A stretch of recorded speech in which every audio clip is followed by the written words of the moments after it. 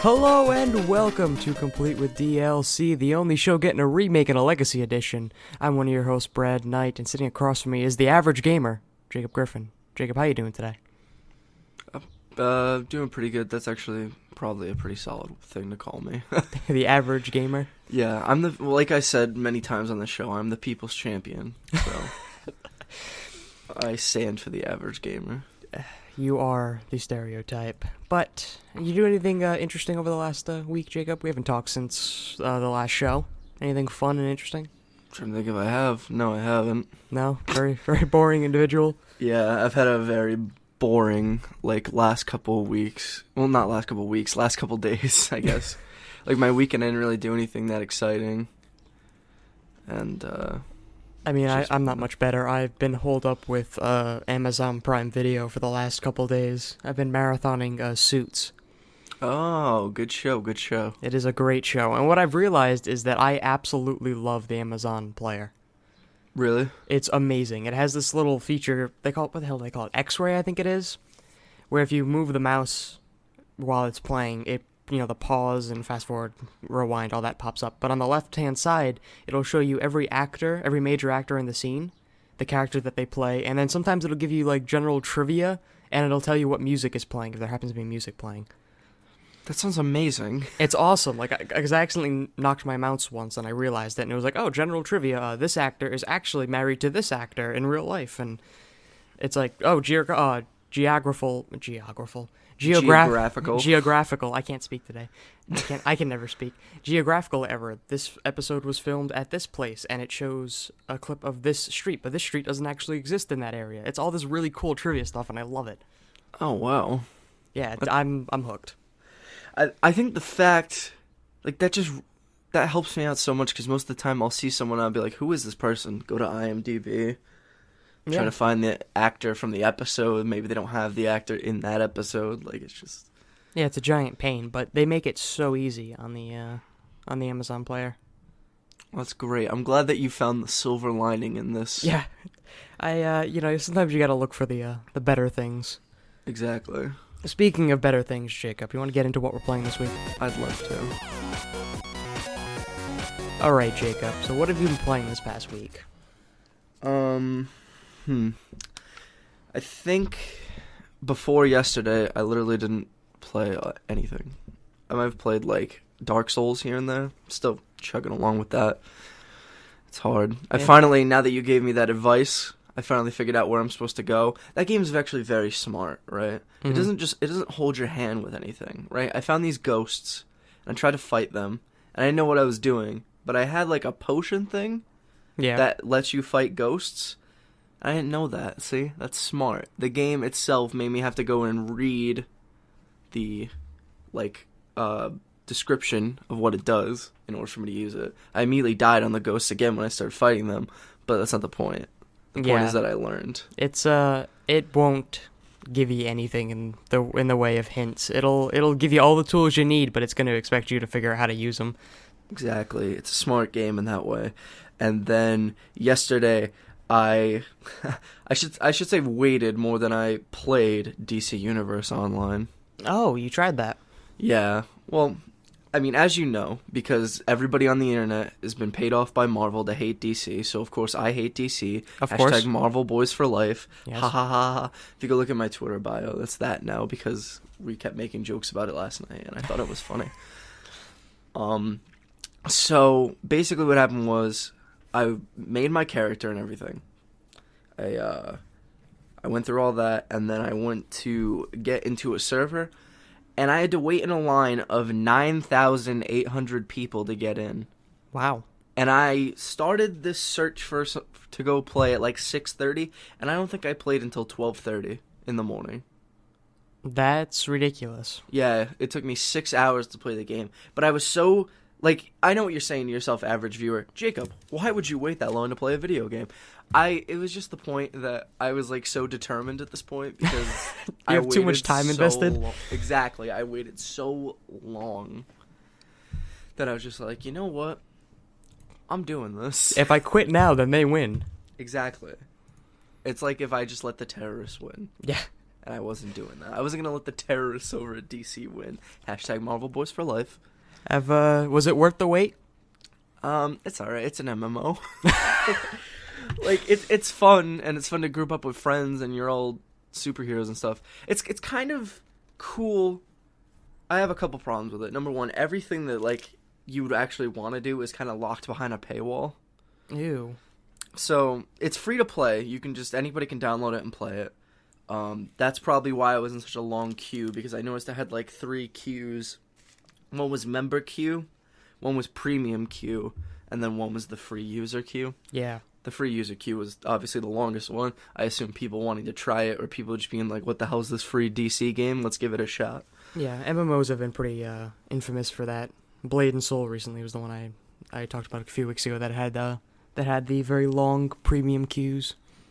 And so when I got in, the gameplay is just literally, it's an MMO, but it's mapped to a controller. So it's fun and stuff, and DC superheroes make cameos and stuff, and DC supervillains, which of course is not as good as Marvel, because hashtag Marvel Boys for life. Oh my god.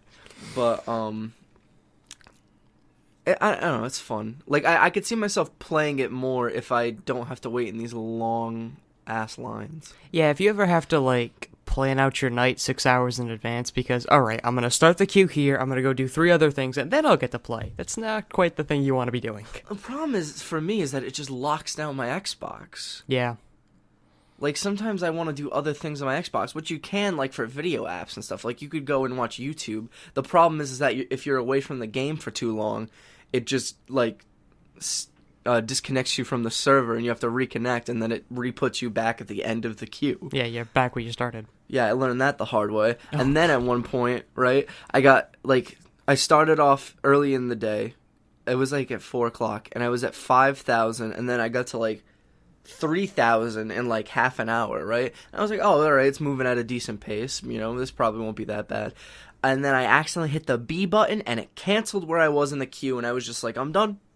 Not even gonna play this anymore. Once all the rest of my friends had their games downloaded and they were making their superheroes, I was like, alright, let's make our superhero team, and we'll call ourselves the Avengers, because of course, as we all know, oh god, Marvel Boys for life. But yeah, that's pretty much all I played. It's okay. Give it a shot. It's free. 6 hours in, it's okay. Mind you, those Steam reviews with like 20,000 hours, and they say it's decent. Well, six hours in, right, is not really 6 hours in. It's more like 6 hours of waiting, and then maybe like an hour and a half, because my Xbox froze up. I don't know. Is your Xbox doing this, where if the keyboard comes up, it just completely locks your system? I don't know. I try not to use the keyboard if I don't have to. Well, alright, so it doesn't happen if I'm searching in, like, YouTube or something like that, but if I'm typing something in a game, like the name of somebody, because when you add people to your group, you have to type in their superhero name, which is kind of fun at first, and then you realize that all your friends have these retarded superhero names, so you have to figure out how they're spelled. But when I went to go type in my friend's name, I went to go type, and then it screwed up on the keyboard, and then it wouldn't move anything, right? And then I would hit the Xbox button, because I was like, alright, let me get out of this game, and then maybe get to the dashboard, right? I clicked the button, it wouldn't do anything. I hold the button to have the little turn off system prompt come up. Yeah. Nothing would happen. It completely locked my system. Wow. No, I've never had that happen. And so, I had to literally unplug my Xbox from the wall, and then plug it back in order to get it to work again. Because even when I just did the shut off, and then it would, like, instant on and everything. Yeah. It was still locked up. Wow. That's, no, I've never had that happen. It's, not occurred to me, but I'll stay away from DC Universe now. I don't even know if it's just DC Universe, because it did it to me in GTA 5, too, when I was typing something. So I have no clue. Oh, I think it might just be, like, a system-wide problem, that if you use a keyboard during a game, it's bad, because anytime I've ever searched something, nothing's been wrong. Then again, though, in most apps, they have, like, their own weird keyboard thing, so I don't know, actually. Like, yeah. YouTube and stuff. It could be just the apps that the keyboards of the apps use are slightly different from the ones that are used in-game, and that's what's causing the issue, but honestly, I have no idea. That's a pretty serious issue for just a keyboard, though. Yeah, they really need to figure that out. But that was it. Was the DC, the Yeah. universe thing? Yeah, that was pretty much it. And Dark Souls. What have you been playing? Of course. Well, after after the news had dropped about the next Call of Duty, which of course you guys know we're going to talk about today. Yeah. I went back and I played a lot of the old Call of Duties. I played Modern Warfare 2. I did some of the Spec Ops, which are still incredibly fun. Right. And I honestly think probably one of my favorite parts of that game was with the Spec Ops. I played a little bit of Black Ops 1 and Black Ops 2. I did the zombie modes. Black Ops 1 is my favorite Call of Duty of all time. World at War is mine, and I have that on Steam. I played that a little bit, but not as much as the other ones. I don't know. I was sort of like watching the progression of Call of Duty as I went further down the line. Right. I went from, World at War, then Modern Warfare 2, and then I did, I kept following down the line, and I realized I'm enjoying these games less and less as we go along. And, like, I think the last one I actually really, really enjoyed was Black Ops 1 and Modern Warfare 2, were the last two from Infinity Ward and Treyarch, respectively. And I hope that, I know it's not going to, but I hope that Infinite War, or what are they calling this? Infinite Warfare. Infinite Warfare is going to break that cycle for me, but I don't expect it will. We'll get more into that when we get to the news, but... Yeah. But, yeah, honestly, I enjoyed going back and playing the old Call of Duties and sort of remembering the things that I had, I had done them before. Modern Warfare 2 is sort of where I got a peak of interest in somewhat competitive gaming with all the, the MLG tournaments and all that other stuff. Yeah. My friends and I were really big into, Black Ops Zombies, trying to get high on the leaderboards before everybody broke them with cheats. But I don't know, it was definitely a trip down nostalgia lane, and I would like to do that more often, certainly. You know what's weird is I did that immediately yesterday too, but I went and played Black Ops 3, and I don't know why. Mainly because, like, I don't have any of my old Call of Duties anymore, which bothers me. But even then, I probably wouldn't want to go on the 360 anyway, because it's just like... It's like a minefield now. But the 360 controller, after using the one, I can't. It's bad, and, like, the 360 takes forever to do anything. I can't tell if it's just because we're used to the one, which is significantly faster, or it's actually slowed down since the last time I've used it. I honestly can't tell. I have no clue, and I think it's because it just has so many updates for it that it might just slow down, like, the hard drive on it. It's an old system for sure. Because it's just update upon update upon update that's stacking up on that system, and it's just, like, too much for it, right? It's been getting updates every day for a decade. But I played it yesterday, and I just realized, like, something like...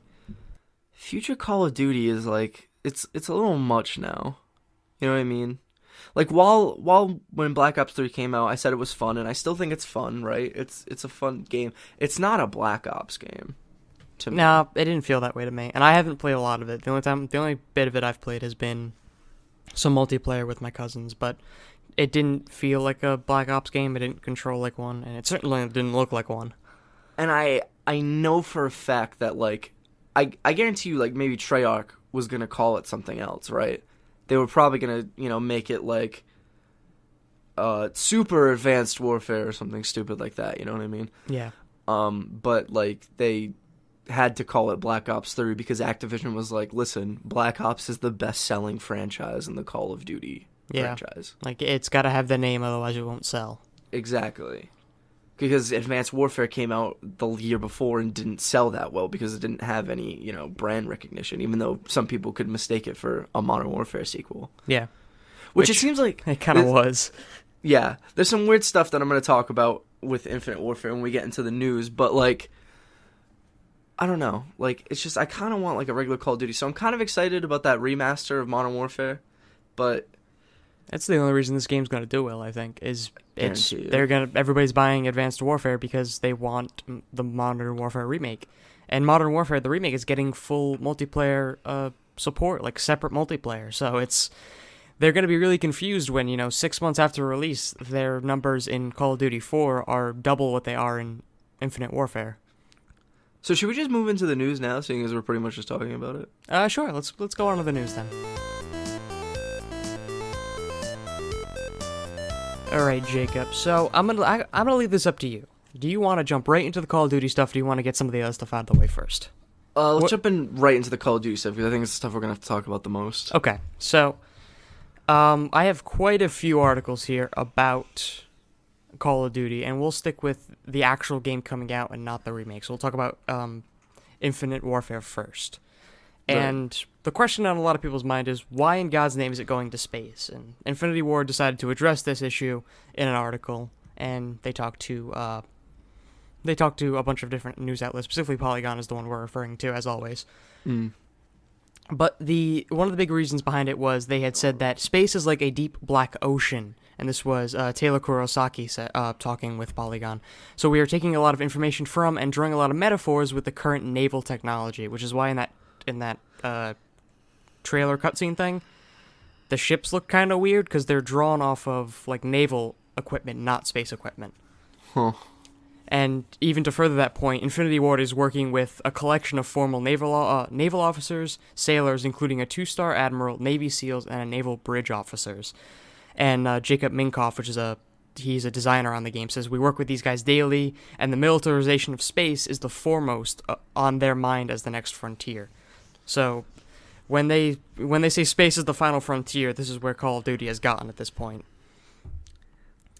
And they won't say much about what the game's about, but they will talk about the main character, and you're taking on the role of Commander Nick Reyes. He's a Tier 1 Special Operations pilot who helms the Retribution, which is one of Earth's last remaining warships, and in the future setting the Settlement Defense Front, which is an insurgent group that broke away from the United Nations Space Alliance, basically space war, during a war of secession years ago. And I'm beginning. So there was a space civil war? Basically a space civil war, and these guys broke off, and they're doing their own thing. I'm starting to see a lot of parallels with Halo. Yeah, this is becoming very Halo. That was like one of the first things I thought. Yeah, and this Settlement Defense Force is taking control of space colonies, which supply the depleted Earth with much-needed resources.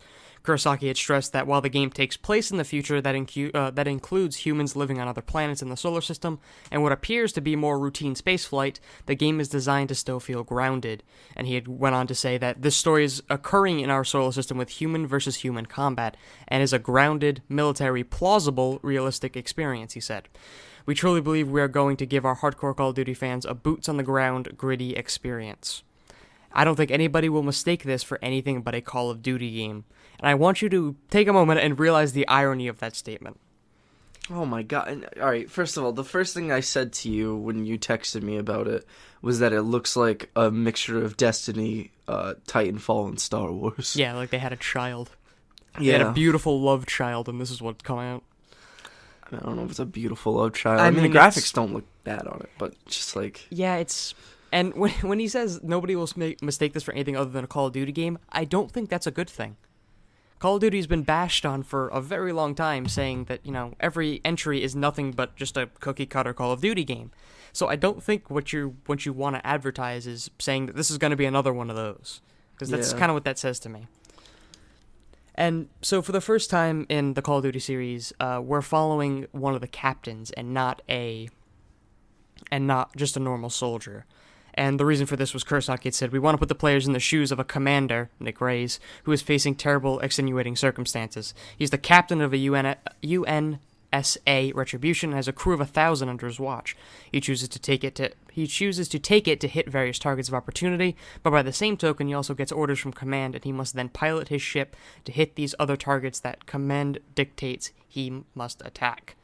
So you're sort of leading your own little private troop, if I'm understanding this correctly. And Kurosaki had said that this story is not about one of the grunts, it's the leader. It's more akin to Saving Private Ryan. And I don't want them to ever compare a Call of Duty game to Saving Private Ryan again. I mean, you can compare, I think, one of them, because doesn't one of them start with the storming of the beach of Normandy? I want to say, like, 1 or 2 does. Yeah, one of the early ones. I don't really remember those. Yeah, but I know that one of them starts the storming. So you can compare that one, because it's literally the same thing. Yes. But going into space and having a space civil war. $20 as one of the missions is called Space Normandy. imagine. I wouldn't even be shocked. It's gonna be like a thing of you landing on a planet and then you're storming like a big hill. It's probably gonna be that planet where you see like Saturn in the background in the trailer. Yep. All right, so let's talk about this. Yeah, I'm not gonna. There's a lot more to the article. I'll link it for you guys if you want to see more of Kurosaki and Minkoff's thoughts.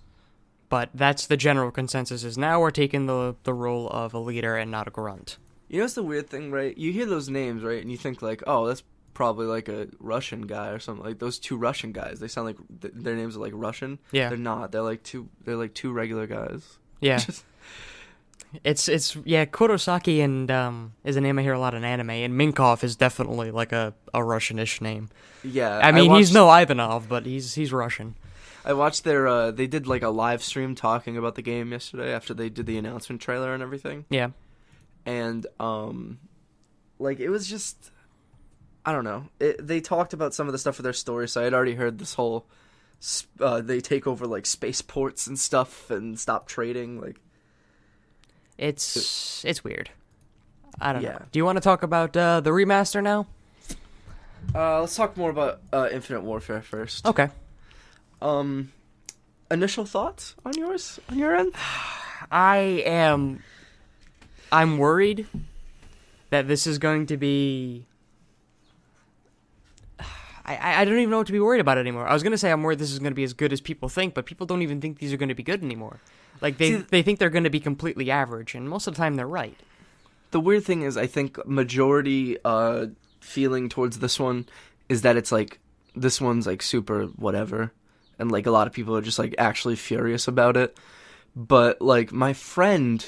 Like, a couple of people I've seen online and my friend were like, this looks really rad. And I'm like, some of it looks cool, but not for, like, a Call of Duty game. That's the thing, right? Yeah, I was talking to my brother about that. He goes, 343 beat them to the sci-fi space shooter first.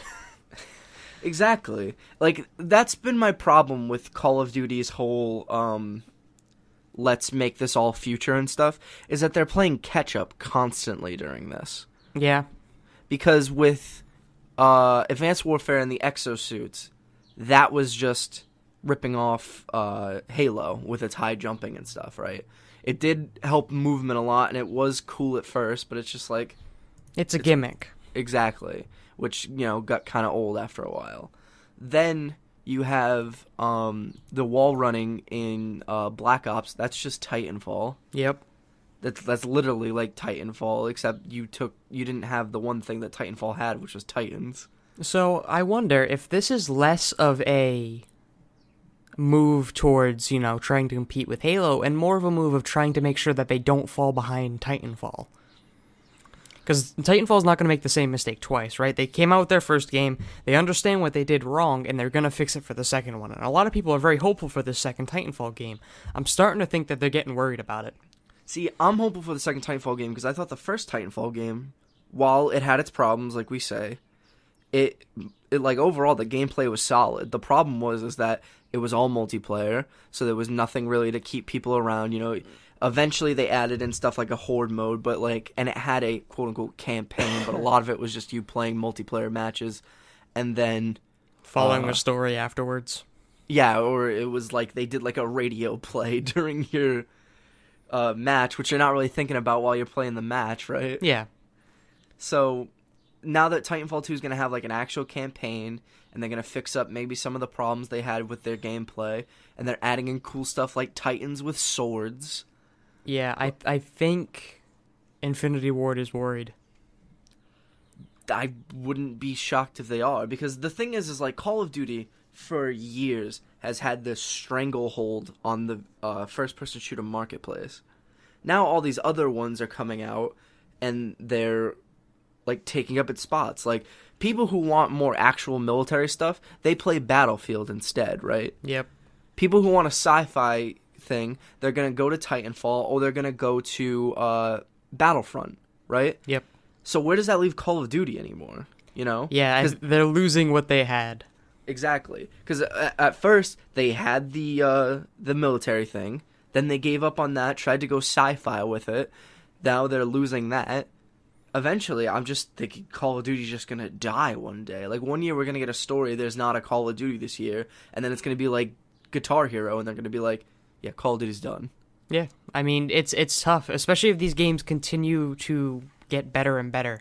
So, Battlefront is only going to get better as we go. Hopefully, this next Battlefield is what people are looking for, and it's going to be really good. Which is getting revealed on Friday. It is a lot of things are getting revealed on Friday, actually. I'm kind of excited about that. What else is getting revealed on Friday? I believe, if I'm not mistaken, the next generation of graphics cards from AMD and NVIDIA, the Pascal and Polaris line, it should be getting revealed on Friday. I just read about that, though, so that could be misleading information.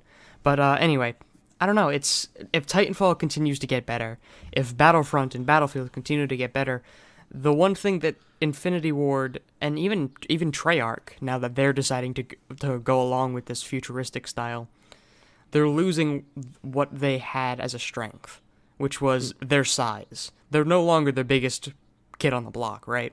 Yeah. So they're going to need to either find out a new strategy, either attack a niche market, change up the gameplay mechanics, do something to make it so that they can stay ahead. They can stay on top. Well, I think they are still the, biggest kid on the block, technically. You say Call of Duty, like, somebody knows what Call of Duty is, right? Yeah. Like, even people who don't play video games know what Call of Duty is. Like, they're still the biggest kid on the block. It's just the problem is that, like, their mind share is not as much anymore. Well, they're really, really big, and the bigger they are, the longer it's going to take them to fall down. It's not going to be one giant collapse and suddenly they're gone. It's going to be a slow decline into nothing. Infinite Warfare is not going to be the straw that breaks the camel's back. It could be the straw that makes the camel wobble a little bit. Yeah. And, in 5-6 years, then maybe we're going to start seeing Call of Duty might be every other year, might be every 3 years. Maybe it won't be there at all. But this is not going to be the game that breaks it, but it's not helping. Also, terrible Bowie cover. I was going to bring that up. Well, just use Bowie. I mean, with his death, I'm sure it was way more expensive than they... I mean, I figure it was one of two things, right? Either they were going to use that cover anyway, and he ended up dying and the price of it shot through the roof and they didn't want to pay it, or they did it to cash in on his death. Either way, it's either cheap or distasteful. I literally tweeted at Call of Duty, and I was just like, you're a $1 billion franchise. You don't need to use this shitty Bowie cover. Put up some money and get the real one. I didn't think it fit. Honestly. That was my second tweet to them, which was, P.S. Actually, maybe it just doesn't fit it. Actually, just don't use it. It doesn't fit at all. Signed, It's Jay Griff. Follow me and listen to At Complete with DLC. I literally tweeted this at the Call of Duty Twitter account. Well, we'll never get any Call of Duty listeners, but it's fine. Exactly. We'll never get sent a Call of Duty game ever in my life. Like, even if we shoot through the roof, we could become the biggest video game podcast in the world. We will never get a Call of Duty for free. Yeah, it's fine. I think I can live with that. Yeah, but this game is gonna sell well. Oh, absolutely. And we know exactly why it's gonna sell well. Segue to next story. Yeah, it's the Call of Duty 4 Remastered, which is coming along with the Infinite Warfare. And I was jumping all around, finding a dozen articles answering all of these questions about what Modern Warfare Remastered is. And oddly enough, the best one I found was actually the support FAQ on Activision. And it answers just about everything. So right. I'm going to go through this quickly and just kind of fill in the blanks as to anybody who doesn't know what this remaster entails.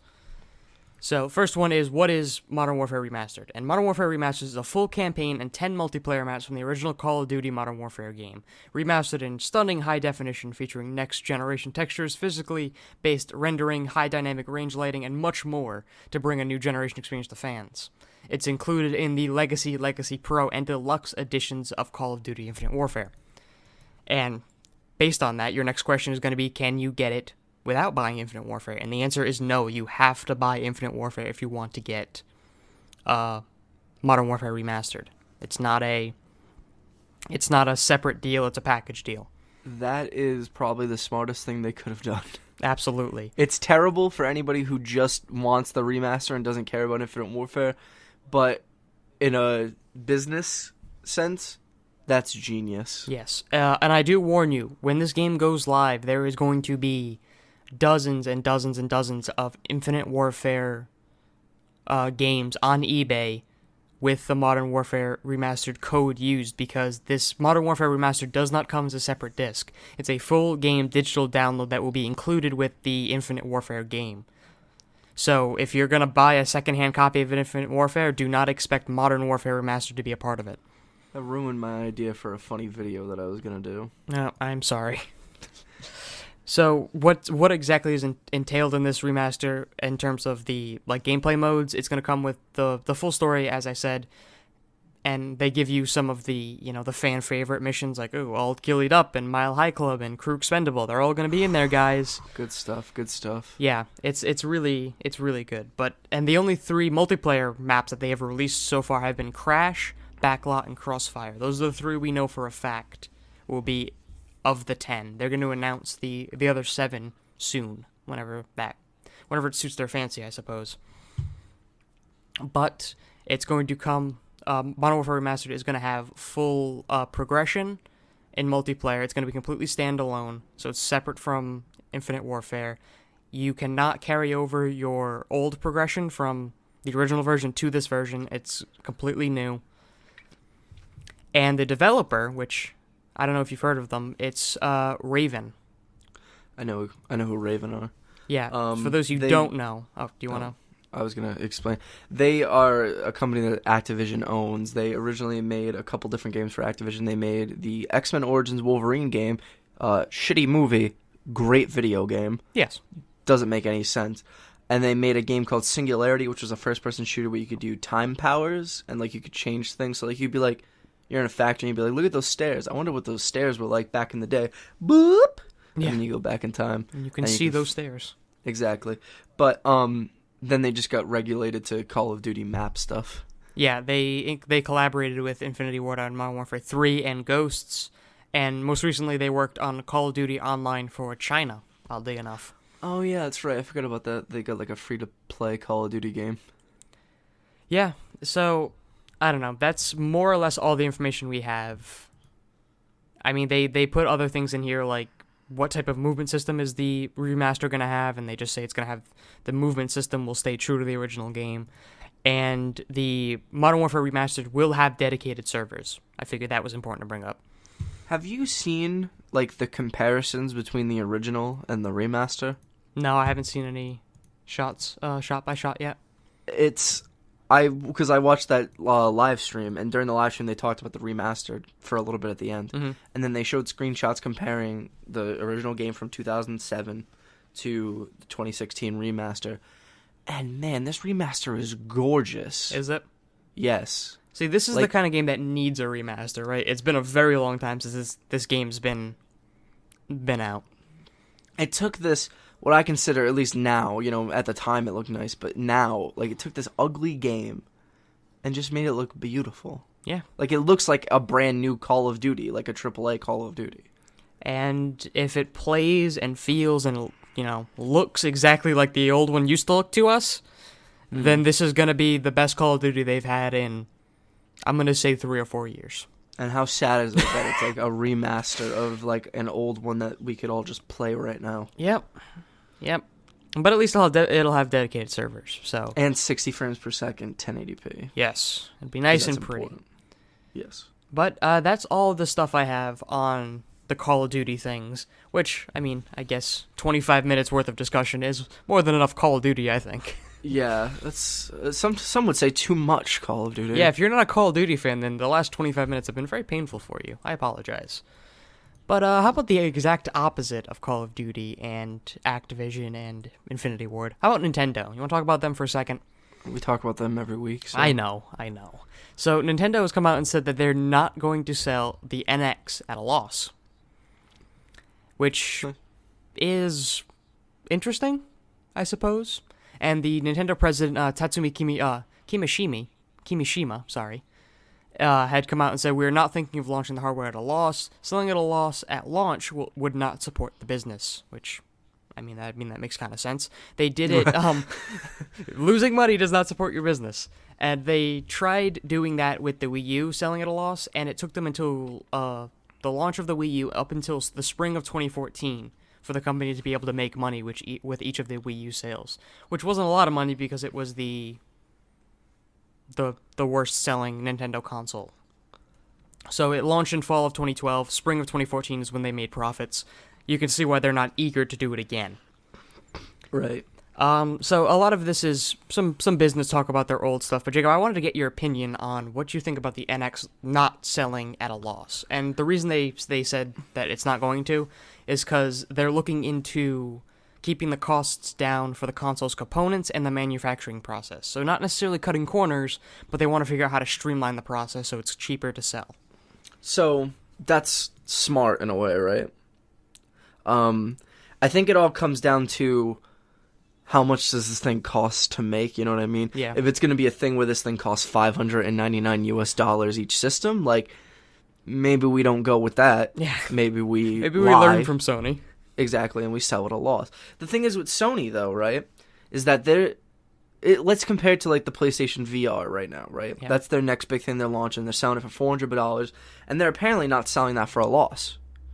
So, I mean, if you think about it, like, that thing seems like it has pretty good components in it. If this Nintendo thing has good components in it, according to all reports, it's supposed to be, like, more powerful than the Xbox One and the PS4. If it can have good components in it and sell for a decent price, because nobody is going to choose a Nintendo console if you have to pay, like, even $500 for it. Because, I mean, look at Xbox One, right? It's literally got an Xbox name, which is a name that has more mind share in the world than Nintendo right now, at least when it comes to gamers who are going to buy a system. Yeah. And that thing selling for $500 was an uphill battle for them. They only started to see the sales that they're seeing now once they lowered the price to $400 and then $350, and then I think $350 is like where they're at right now. Some of the bundles are even cheaper than that. Yeah, because now I guess they're selling them for, in a weird, like, I don't know if it's like a sale period, but now they're selling them for like $299 right now. Yeah. So they realize that cheaper is better. Exactly. If you can appeal to somebody who hasn't come over yet, then they're more likely to go with the cheapest option. But that being said, Nintendo has its hardcore fan base, so given whatever this would cost, I'm sure those people would buy it. Yeah. I think the real problem is appealing to people who aren't Nintendo fans. Because my main problem with Nintendo, and the reason why I didn't buy a Nintendo system since Wii, because I got burned on the Wii with this, is that, like, they don't have third-party support, so, like, you end up waiting, like, you know, a year for the Nintendo game to come out, right? And while that's fine because the Nintendo game is really fun and you can get a lot of mileage out of some of their games like Smash Brothers or Mario Maker, it's just like... That's the only game you're getting. Exactly. I want a system to play games. I'm not going to spend $350 to play one game a year on this system that's just going to sit there and collect dust. Yeah, if you're looking for a system to cover as many bases as you can, Nintendo has never been the one to do that, unless you really, really like their titles, because, don't get me wrong, they have a lot of titles, but they're all of the same IPs, right? There are quite a few Mario games, there are quite a few, Zelda games, there are quite a few, I don't know, Kirby games, or whatever IP you think of for Nintendo, they have quite a few games of them. But unless you love their IPs, you're going to want to get something else because everything else on Nintendo systems takes a very long time to come out. I think besides Splatoon, I don't think they've had a new franchise since Animal Crossing. I believe you're correct. Unless there's some small one that I can't think of. Yeah, I mean, there might be like some that was like for the Game Boy and then came out on the DS later, but like of like their main console releases, I think Splatoon is their first new one since the first Animal Crossing on the GameCube. Yeah. That's while incredible because they've built up these characters to be so big that they can sustain a business on them. Yeah, on their own. Exactly. And this is why, and like I know this is one of the 10 commandments that we never talk about. Yeah. I always say that Nintendo would just be a lot better as a publisher making games for other systems because Nintendo could make bank if they sold like Mario on a PS4 or on an Xbox. Or you imagine like the new Zelda with like made in like Unreal Engine 4, like this huge open world with so much detail running at like 60 FPS on a PS4. Yeah. Like that would be crazy. That would sell gangbusters. So sorry, continue. I was just going to say my final thing is, and I just hope that the NX realizes the potential that it could have to be a system that both like regular consumers want, Nintendo fanboys want, and third-party companies want to actually make games for and bring their games to.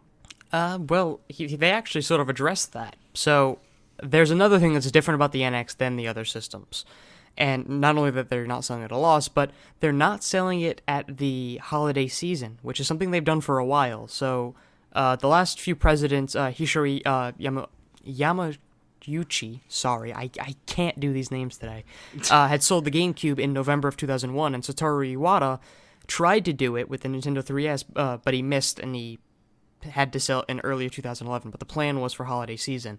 The NX is launching in March of 2017, so they're not aiming for the holiday season. And the reason that Kimishima said that they're doing this is that he says, "We believe that when launching hardware, the amount of quality software for consumers to play that is available at the launch is important, and we ought to determine our launch dates based on this. In that sense, our approach is that we should wait until we can provide a fully realized experience, rather than rushing to launch in the holiday season." So what do you think about that? What do you think about foregoing the almost guaranteed sales of selling at the holiday season, and instead waiting until afterwards when you have more games available? I think that that's a good way to look at this, right? Now, are they going to get the games? That remains to be seen, but the fact that they're, planning ahead for that is smart to me. It's odd because for this doesn't make much. Maybe it does make more business sense. I mean, I'm not a business major, but to me, it would seem like almost anybody else would go, you know what? If we can get a few games out at launch, we'll sell it in the holiday season.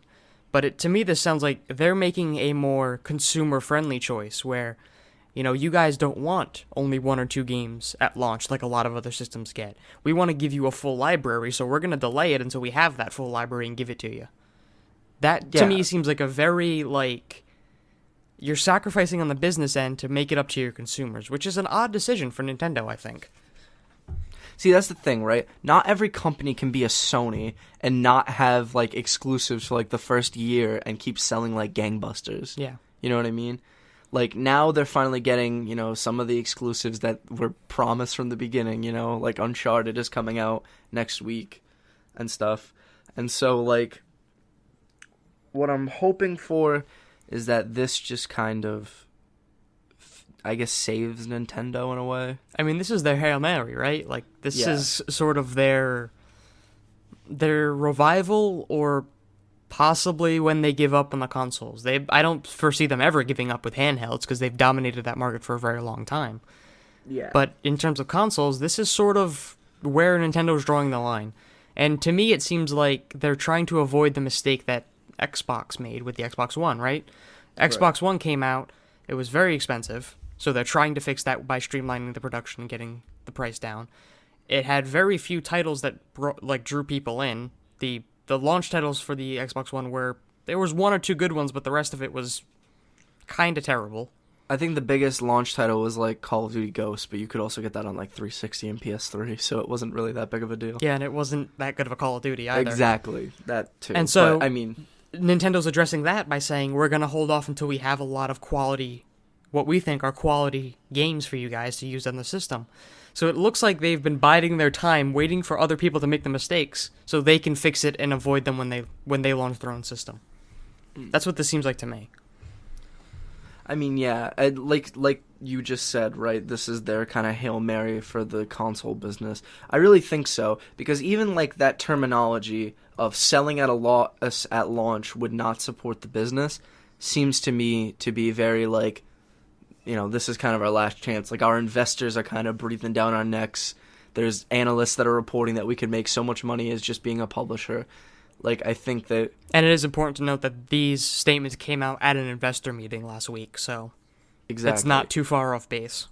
So I really do think that maybe this is them saying, hey, we're going to do this. If it doesn't sell, we're going to restructure our thing, maybe become a publisher, but we'll still make handhelds because we're still doing great on We're the handheld dominant market. force in handhelds, but... Exactly. I don't know, we'll have to see. Unfortunately, we won't get a look at the NX at E3, but we'll have to see what Nintendo leaks to us in the future. But I suppose we should move on from the Nintendo. I have one more story on here because we're running a little bit long. Yeah. And this one we can just kind of run through quick. Yeah, and I thought this one was entertaining. So, there was a survey of the average American gamer. And they do this survey every year, and it's by the Entertainment Software Association. I'm not familiar with them, but apparently they've been doing this for quite a while. And I'll put a link to both this report and last year, so you can sort of see the difference over what has changed or what has stayed the same over the last year. And so the demographics for this, they surveyed 4,000 people, 4,000 homes nationwide to get as much data as they could. And to me, 4,000 households seems like a small number to me, but I guess it's better than nothing. So keep in mind that all of these percentages are based out of 4,000. And so out of the 4,000, 63% of the households surveyed included at least one frequent gamer, 65% own a video game playing device, while only 48% own, quote, a dedicated game console. What is a dedicated game console, Jacob? That's like a PlayStation 4, Xbox One, I mean, Wii U. Are consoles even dedicated game consoles anymore? See, because they have so many other uses other than playing games. That's the gray area, right? I think of this is Yeah. that like they categorize it as a dedicated game playing system because that's its main focus. Yeah.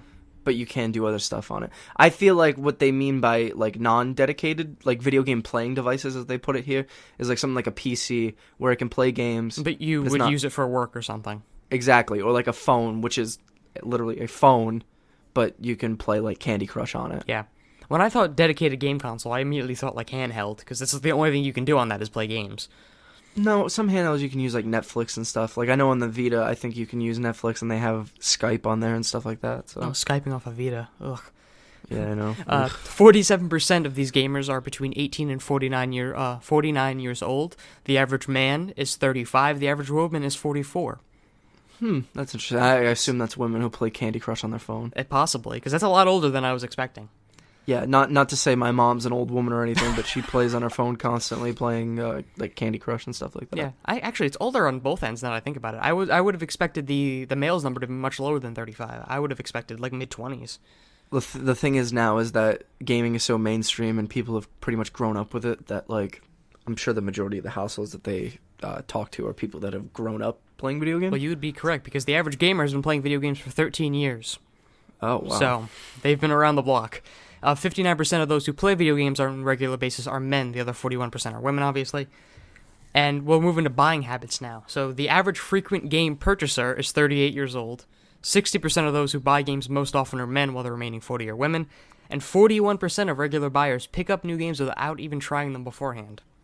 I mean, that's the thing, right, is that now that demos are kind of not a thing anymore. Yeah. Like, there's no real way to try them. Yeah, so that's I guess, not intentionally misleading, but higher than you would expect number. But in reality, it does make kind of sense. The average frequent game purchaser makes sense because a 38-year-old has income. Yeah, 38-year-old has had a job for a while, I assume, and has some spare money to throw around. They would just want to play a game on the weekend. Exactly. Speaking of your weekends, this next section talks about how we spend our game time. So the most frequently played gaming device is the PC, 56% of respondents, followed by dedicated consoles at 53% and smartphones at 36%. Now, when they say that, does that mean like literally like playing games on them? Because that's surprising to me. Yes. That the PC, unless they're just counting it as like most people use a PC because like they use it for work and stuff. Nope, they specifically say played gaming device. Oh, that's Yep. That's interesting. And handhelds are played least often. At just 17% of frequent players claim to use those devices. Right. 50% of those with gaming consoles also use them to watch movies, which makes sense. I would have thought that number would be higher, though. I feel like that would be 100%. Yeah, who doesn't watch movies on their consoles? Or, who uses a Blu-ray player anymore? They're all just built into the consoles. Maybe it's just habit for us. I don't know. 54% of respondents play games with other people, including friends, 40%, and family members are 21%. So, not a solo player, a lot of these people. And the online gamers spend 6.5 hours a week on average playing with others. I'd probably spend more than that. I would imagine both of us spend more than that. I spent more than that last night. Yeah. I think we're more of the outliers in this survey. Yeah. So VR and esports is up next, and half of the respondents are familiar with esports. 45% of those who follow esports do so through social media, And I'm honestly surprised at that number, because remember earlier that the average age of the male was 35 and the woman was 44.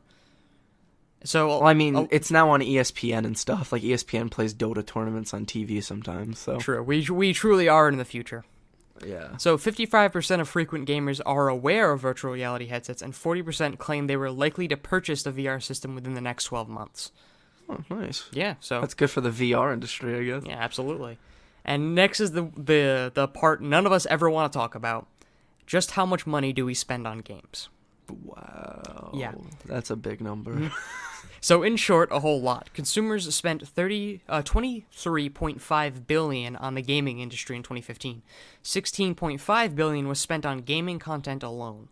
So I assume what they mean by that is just games. The rest of that... They mean DLC. It could be DLC. I would imagine that anything that's not strictly gaming content would be like systems. Yeah, maybe, I guess. So the 6.5 billion would be just buying games for those systems, which is... Oh, yeah, and the 23.5 is the whole industry as in general, Yeah. I see. So, and since 2010, more and more buyers are spending their money on digital releases. Last year, 56% of sales were made digitally. That's a 4% increase over last year. So if this trend keeps up, next year we're going to see 60%. And I'm terrible on quick math in my head, but I'm willing to bet by like 2030, 100% will be digital. Let's just put GameStop out of business. I mean, I'm fine with that. But Jacob, what do you think of this average gamer survey? How accurate do you feel that it represents us? I hate the way it's phrased as the average gamer. The average American gamer, sorry. I don't know if I specified that earlier, but this specifically applies to Americans. So you people over the pond and, don't have to worry about us. It's interesting. You have your own surveys. It's interesting statistics to hear. It is. And I always knew that, people say the gaming industry is the largest growing industry of late. And I always knew it made a lot of money. But to hear how much money it actually makes is sort of eye-opening. Like, $23.5 billion is a lot of money. Yeah. And we spend That's way too much of it. Like, I mean, I even think back to, like, little dumb purchase I made. Like, I spent $120 on shark cards for Grand Theft Auto 5 so I could buy a freaking boat. Yeah, exactly. Like, that's just dumb. And you're not the only one to do it, so...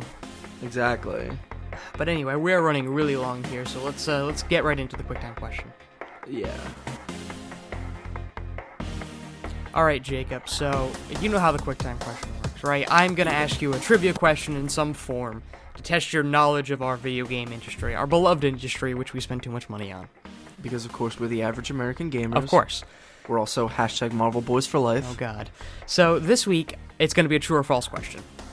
Right. And it's concerning Metal Gear Solid 3 Snake Eater. You ready? No, yeah, I'm ready. I told you I wasn't 100% on this, but let's do this. Yes. So, true or false, in Metal Gear Solid 3 Snake Eater, players can save their game at the beginning of their fight with the end, and then leave, change the PlayStation 2's clock to exactly 1 week later, resume the battle, and the end will be dead from old age. Oh, that's true. That's an easy one. That is true. Yes, there's even a special cutscene and conversation at the end of the game for if you do this. Yeah. That's actually like a really smart, cool thing that they did. It is. This is something that Kojima is sort of famous for, is putting these little tidbits in games. Like the Psycho Mantis fight on in MGS1, where he'd read your memory card and be like, "Oh, I see you've played Castlevania." Yeah. It's definitely... You had to move the controller to port 2 in order to move Snake. Yeah, it's something that hopefully he will continue to do with his new studio. But I'm surprised that you got that quickly. I wasn't sure if you would know that one. That's the thing is, like, I was always all about... The weird thing that you don't know about me is that I'm very into looking at video game Easter egg videos. Ah. And so I was reminded of this one because of, like, a ton of video game Easter egg videos I watched. And so... I will keep that in mind for future questions. Thanks a lot, YouTube. But Mom always said you were a waste of time. Look at me now. But yeah, that is the QuickTime question. Jacob, you have won this week. Next week I will make it harder for you. It made me look a fool this week. I did not, but I have a goal for next week now, at least. Good. But I guess I'll get into the spiel. The spiel. Spiel. So if you want to get in touch with us, send us your comments maybe about Infinite Warfare or any of the things we talk about on this show, you can do that at completewithdoc@gmail.com. That is probably the fastest way to get in touch with us if you want to have a dedicated conversation about anything we talk about in the show, whether you have questions, comments, concerns, anything of the above. But if you're just looking to stay up to date with the show and everything we do, then you can head over to Twitter and follow us. We are Complete with DLC there as well. It's where Jacob puts out all the information about us doing new episodes or any of the video content that we do, anything like that. Jacob always gives you guys a heads up on Twitter because honestly, I can't work a Twitter.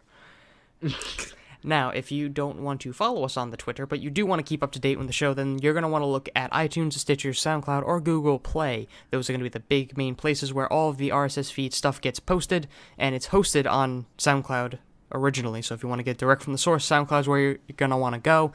But no matter what service you're using, use its little feedback system, whether it be comments, reviews, stars, whatever they call it, and leave us some feedback. We take everything you guys send to us, and we're trying to improve the show as much as we can, and we like to think we're moving in the right direction.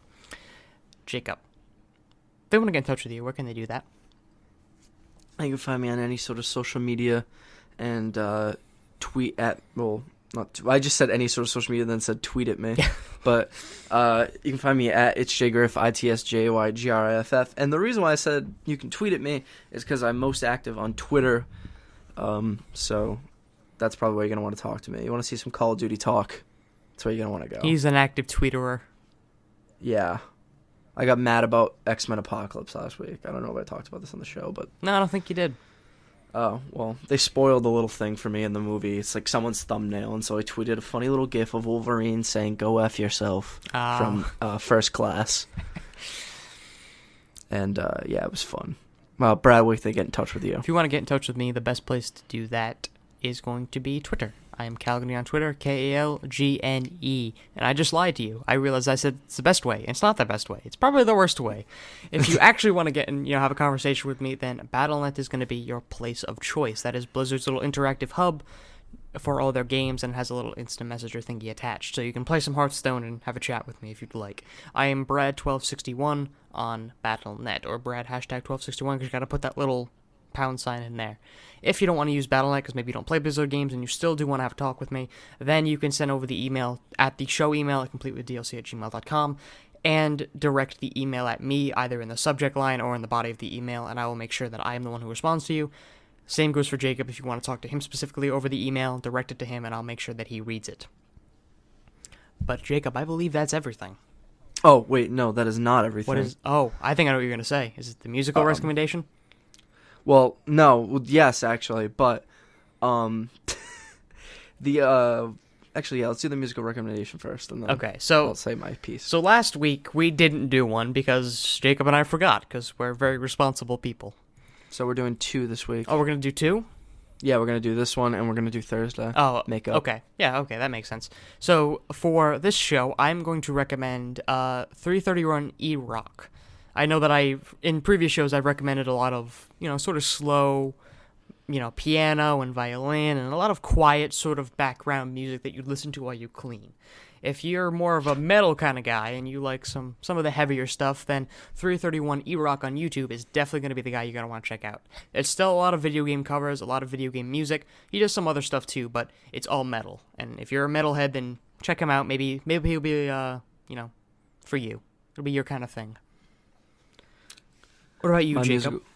My musical recommendation is the band The Strokes. I like them a lot. Their album Is This It is one of my favorite albums of all time, probably in like the top 5. Ooh. It's very good, so you should listen to it.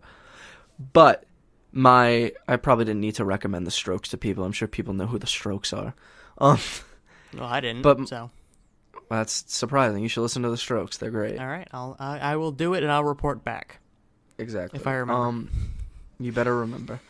The thing I wanted to say is that this Friday, the series finale of the Slender the Arrival playthrough is coming out. Oh, God. Yep, that's right. Yes, it is. There's a trailer right now on the channel. It's going to be big. And by big, I mean we're just finally putting it out because I've been keeping on forgetting and I've been trying to get other videos out and there were problems with other ones. Hey, there's a lot of new things on the channel. You guys go check it out. Oh yeah, Brad's got a playthrough of Pokemon that he didn't even tell me Oh, about. you found out. No. I did because I went on YouTube earlier. I was hoping you wouldn't find out until I got later down the line. Would you think I was gonna get to like you were gonna get to like episode 110, and then I was gonna be like, "Hey, are you doing a Pokemon playthrough?" No, I was expecting like episode like 5 or 6. I'm only on episode 2 right now, guys. It's a Nuzlocke run of Pokemon Platinum, and I've never played it before. So if you're interested in that, you can head over there and check that out. Why haven't you been tweeting about it? Because I don't tweet. The show Twitter account. Oh, yeah. Well, that's your thing. Yeah, well, you figured out how to shut off the Twitter announcements. Yeah, but that's on YouTube's end. Actually, I found that out. Yeah, I know, but I'm saying like on something that you'd actually want to be announced, you turned it off.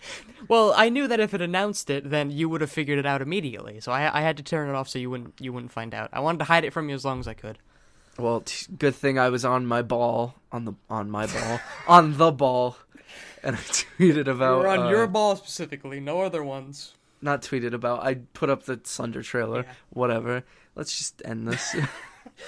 Well, it's been a show, guys. Thank you for listening. I'm Brad Knight.